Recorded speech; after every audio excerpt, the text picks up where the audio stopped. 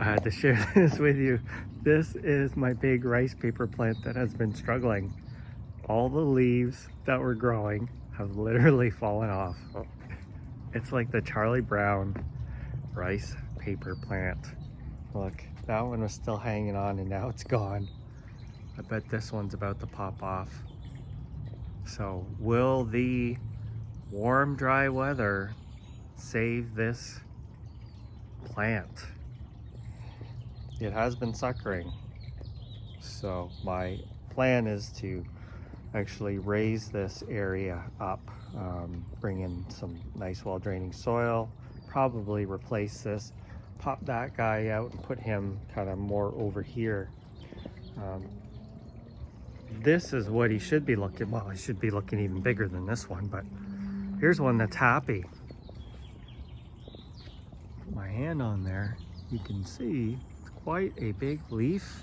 This one is growing on, loving life, loves the spot, seems to get just the right amount of sun that it grows rapidly and has a nice green color. Sometimes when they're in a lot of sun, they can kind of get yellow like many other plants, but the leaves on this one still, I mean, these ones are big, but they're still not full size yet. Each one, I find that, you know, in the spring they start out smaller. Not that this is a small leaf by any means, but it is small compared to what these things can actually put out, and each consecutive one will get larger. This plant is happy. Doesn't seem to be too bothered by the cool weather. This is a very well draining garden bed. The one I planted, there actually used to be a railing around this deck and I took it off. That's why that's planted like literally right in front of it, but I definitely think I'm gonna move that out of there. Sad, sad state of affairs. That's okay, we got lots of replacements. You know, I got another one over here. Soil's decent over here, not quite as hard and compacted, but it's definitely not the best. But this one is much happier. Looks like the slugs have been eating it.